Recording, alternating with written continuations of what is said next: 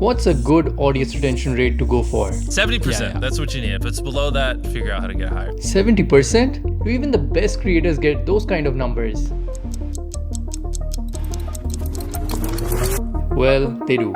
Here's an audience retention graph from one of MrBeast's video and one from Logan Paul's video. Now there are two things to notice here. One, overall both the creators were able to get a retention rate between 60 to 80%. Two, if you notice the 30-second mark, both the creators were able to retain 75 to 85% of their audience within the first 30 seconds, which is phenomenal. So I decided to watch hours of their content and connect the dots between viewer psychology, creator tactics, and the evolution of Hollywood films. And in this video, I'll talk about 1. Why do viewers drop off? 2. What do top creators do to keep their viewers hooked? And 3. Why do those retention tactics actually work? What's the science behind them?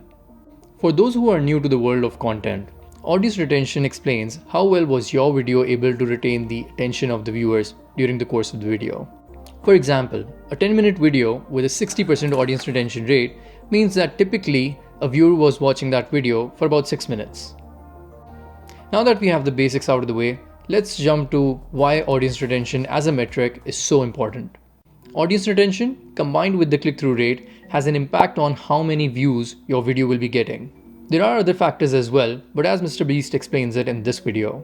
I think YouTube just wants people to click on a video and watch it. To me, what's important is click-through rate, getting people to click on your video, and then average view duration, average view percentage, or just relative retention, and having them watch it.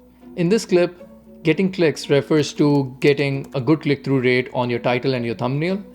And the second factor about views talks about increasing your watch time. Both factors combined, it signals the algorithm that this video is worth promoting to a bigger audience. So what really makes viewers drop off from a video?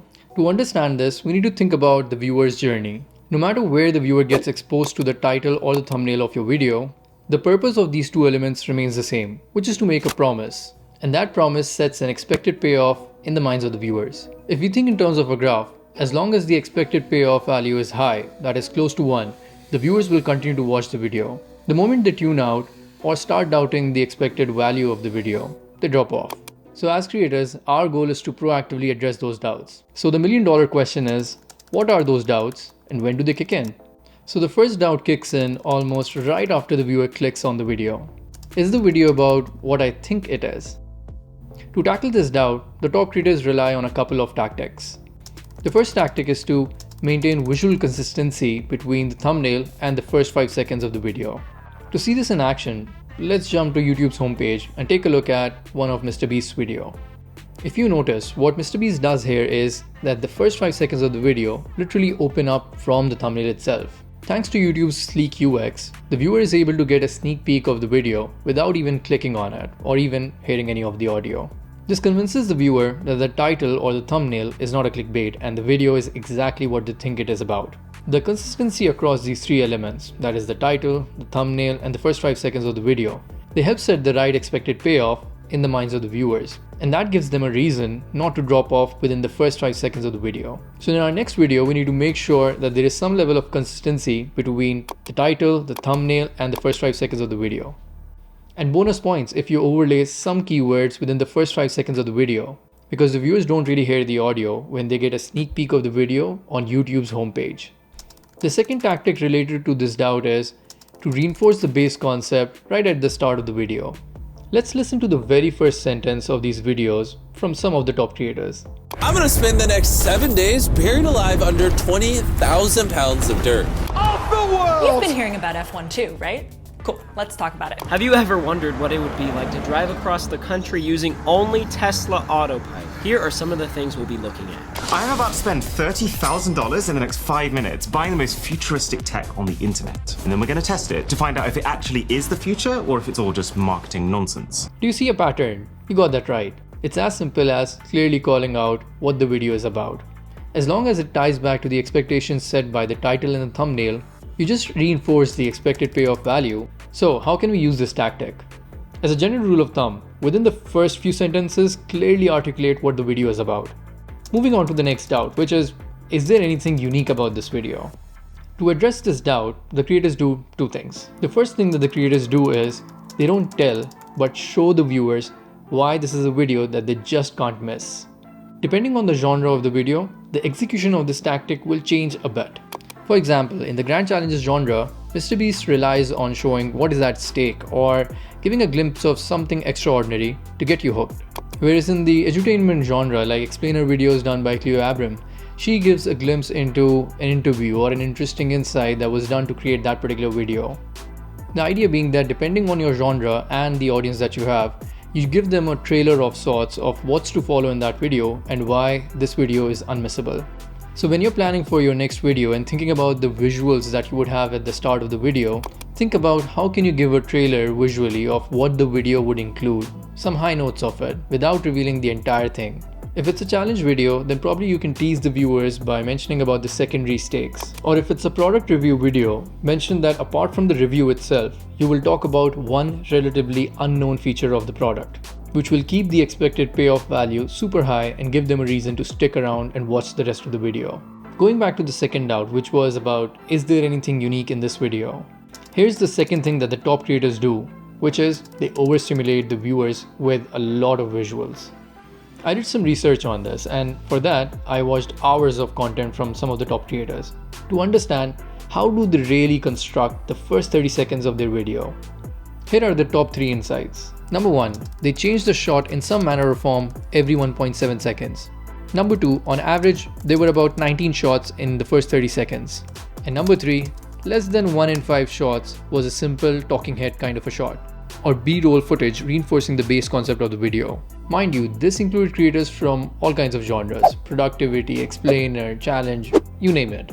The idea is to throw a barrage of hooks at the viewer, with the hopes that they would latch onto one of them, which would instantly drive the payoff value of the video and keep them watching the video. So when you're creating your next video, during the editing phase, do a few things.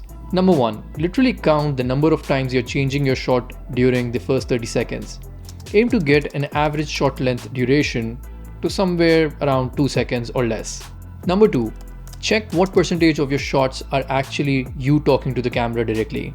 Try to have your face in less than 20% of the shots in the first 30 seconds. On that note, I would like to know how many shots on average do you have in the first 30 seconds of your video. You can put that number in the comment section.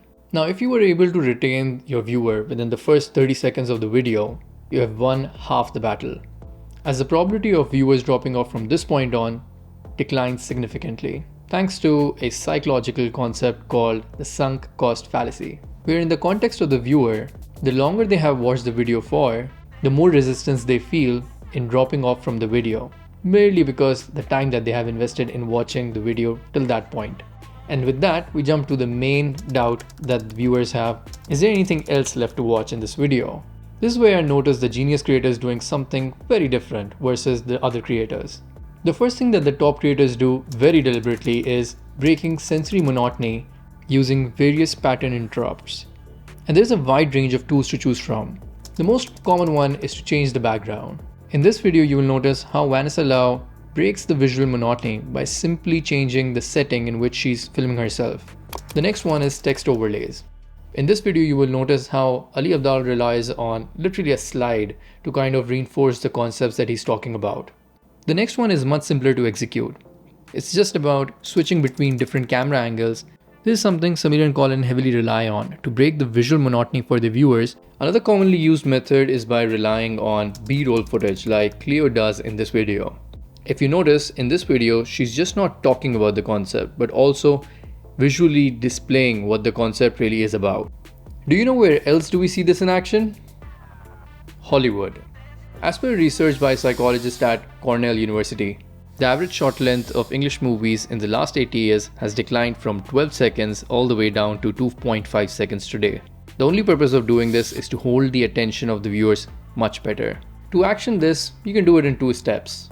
Step 1. Beyond the 30-second mark, take a look at your edit overall. Make sure there's something changing every 5 to 10 seconds. Step 2. Ask one of your friends to watch the rough edit of your video. See where exactly do they lose their focus in the video, and check if a pattern interrupt may be the solution for it, or even if you are required to trim down the video from that particular segment, that may be the next step. Next, going back to solving for the same doubt, is there anything more that I need to watch in this video? The second tactic that these top creators use is that they augment the main story with a subplot. Here's what MrBeast has to say on this. It's very hard with a single storyline, if you're doing like a double-digit minute video, to just have that one thing grip their entire attention throughout the whole video and pay off at the end. So typically, if you're doing a longer video, you should introduce like a side story and like you should have some plan halfway through, like to re-engage them so they don't just get bored. You know what I mean? And let's see how MrBeast implements this in his own videos. I tied up an FBI agent. If he steals this $100,000 from me before midnight, he keeps it. So that's the main concept of the video. The subplot of the video is, now there's a giant telephone pole blocking the exit. We're now at the hedge maze and I got the $100,000. We're heading to Walmart where I'm gonna try to blend in with normal people. There's a pickaxe back here, and while they're inside searching for me, you need to pop all the tires on their car to strand them. and you were thinking this would not apply to an explainer video? Take a look at this one. In this video, Cleo's main storyline is, The tool I'm using isn't going to go find pictures online and then collage them together. It's going to create a brand new image. You've probably heard of this thing. It's a form of artificial intelligence called DALL-E. It's called DALL-E 2. Image generating artificial intelligence. and her subplot is, we set up a little competition. I think we should try and do a city skyline without AI first, and then we should do like the AI version. the absolute best storytellers make their stories engaging by having a subplot within their base plot. As a creator, during the concept phase, think about what can be a subplot that can help you drive the main storyline. For each genre, the execution of this concept may look different, but that is when you need to look at how are the top creators in your niche implementing this concept, and it may give you some ideas. If you like the video so far, hit the like and subscribe button, because I plan on making more such videos and I want you to be the first one to know about it. Feel free to use this graphic when you're planning for your next video. You can download it from the link in the description for absolutely free. Until then, see you in the next video.